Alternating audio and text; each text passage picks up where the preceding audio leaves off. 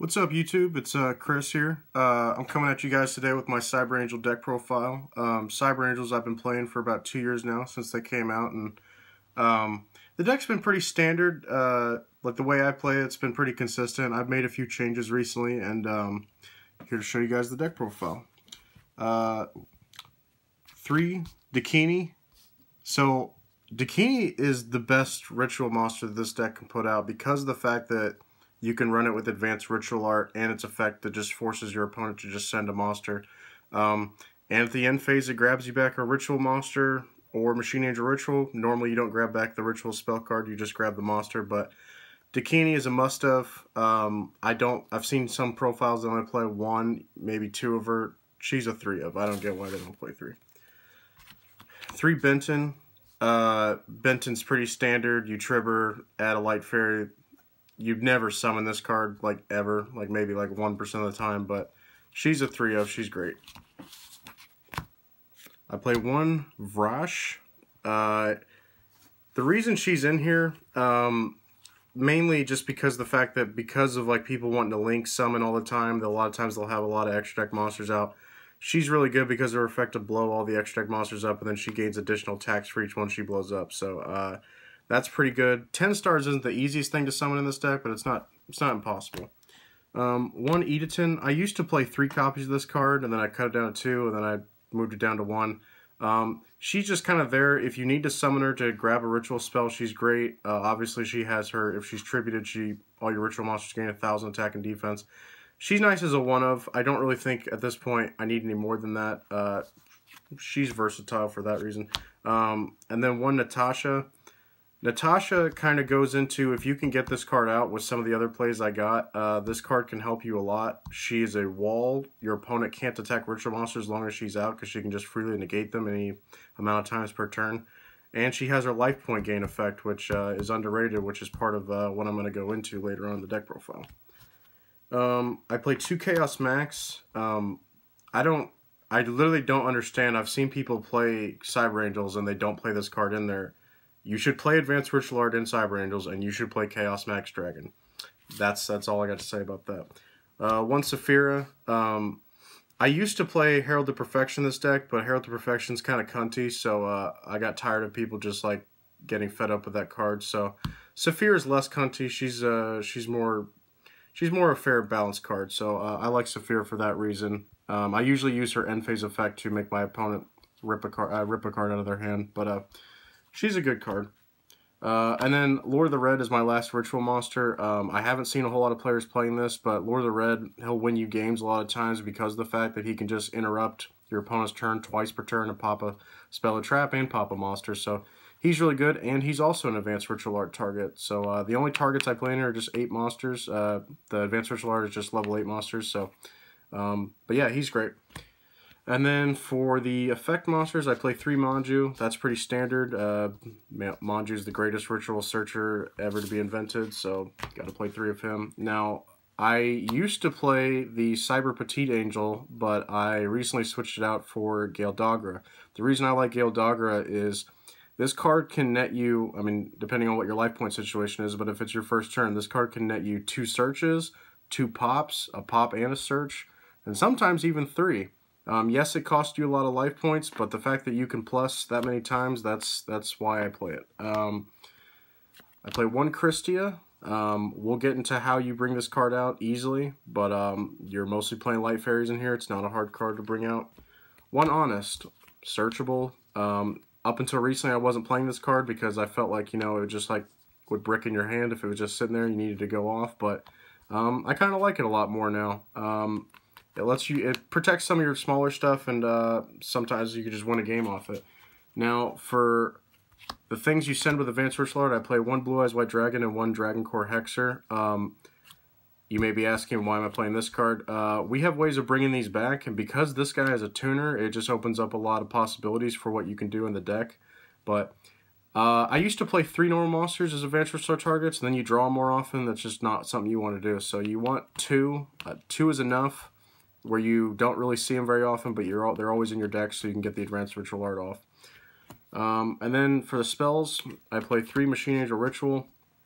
I've seen some people try to play the newer Cyber Angel ritual spell card that lets you shuffle some stuff back in from the deck. It doesn't offer you any protection, and it's not consistent. I don't like it as much. I like this one. This one, you're mostly playing light monsters anyway. Even the monsters that aren't Cyber Angels are light, so this will give you protection, and I think it's a great card, great ritual card. 3 Advanced Ritual Art. Advanced Ritual Art. Your Dakinis are Advanced Ritual Art targets. That's the main thing you want. Your Chaos Max Dragons can be summoned off Advanced Ritual Art, and then even your Lure of the Red. That's 6 targets in the deck that are not, like, they're easy to go into, they're easy to search. So Advanced Ritual Art is great for that. 3 pre-preps. The only targets you're playing in here are Saphira with her ritual spell, Hymn of Light, and Lord of the Red with his ritual spell, Red Eyes Transmigration.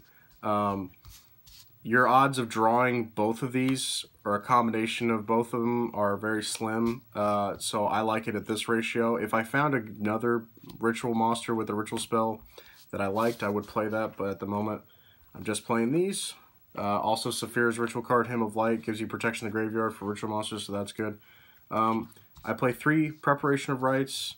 Preparation of Rites is a given. You're going to want this card, especially when you're playing a deck that runs multiple ritual spells that can summon monsters, so being able to use a ritual spell more than once is very nice.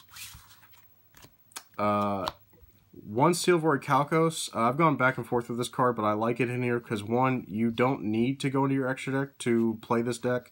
Other ritual decks you can use Steel Void Kalkos in, but another great reason I like it, other than the attack boost, is obviously the effect of if you have a lower attack monster and you have a higher attack monster, your opponent, as long as this card's out, cannot attack the lower attack monster. So it kind of gives your Galdagra, your Manjus, whatever else you're getting out there, gives a little bit of protection where your opponent just can't, like, dick you over because you played that card. Melody of the Awakening Dragons is just to summon out the Chaos Max Dragons. Now, there are times if you already drew a Chaos Max Dragon, and let's say, like, you have a Machine Age Ritual in your hand, you might want to, like, just search a regular Blue Eyes and trib it like that. Something you could do, but in general, no. Silver's Cry. Obviously, this could win you a game if you just play it in your battle phase, but it just gives you the ability to summon Blue Eyes or Dragoncore Hexer back, which is always good. Gives us rank A plays, gives us OTK potential, even some Synchro plays with the Dragoncore Hexer. And then Return of the Dragon Lords. Return of the Dragon Lords, being able to give your guys protection is the main thing, but because of how often you're pitching your Blue Eyes or your Dragon Monsters, it's pretty easy. For the extra deck, I play 3 Elder Entity Netis. So I play 3 of her and 3 of Herald Arclight. These are just targets that just dump with Galdagra. Now, you may be like asking yourself, why are you playing 3? Because Galdagra costs 3,000 life points per, so that means to do the effect 3 times, I'd have to pay 9,000 life points. Well, with Cyber Angel Natasha, I'll grab her for real quick. Cyber Angel Natasha, when you use her effect, if you have another monster out on the field, a high-level monster, high attack monster, you can target it and gain some more life points. That way you could get this effect off 3 times. And she's going to be protecting your stuff. So that's something that I've done before. I really like it. Now, if you need a lot of searches, you can obviously dump triple Arclight. Or if you need to pop some stuff, you got triple Elder Entity Nest. That's the only purpose these cards are. Like, that's the only purpose they're doing in the deck. That's the only thing they're doing. Now for some Synchro plays with Dragoncore Hexer, if you have Galdagra out, you can easily go into Leo. It's the only 10-star I really found that I like. He's reliable. Nothing really to say about that. Your 12-star is Salt Blatwing, Divine Thunder. He can't be destroyed by card effects, that's why he's good, but if you had a Manju and you got out Dragoncore Hexer, that's just something you could go into. And then, Biz Balkan. This guy's pretty awesome. I've won games with him alone. The fact that he can't be, can't be destroyed by battle, can't be destroyed by card effects. But he gains so much attack points for he gains 1,000 for every monster on the field, and he can create tokens. But the way you play him is you need a level 8 or higher tuner and a level 8 or higher non-tuner with the same level, which is easy in this deck because we can just get out Dragoncore Hexer and any other level 8 monster and just summon him out. It's an option that you can always go into. I like it. For your rank 6 plays, I play a Photon Strike Bouncer. This deck used to, like my extra deck, used to just be filled with rank 6s because I didn't know what to do with the extra deck. Now, with the recent additions I've made, my extra deck feels like it has a purpose. But I've always had this guy in here. I don't make him very much, but if you do make him, I mean, the fact that he can pay 1,000 and just negate monster effects and destroy is pretty good.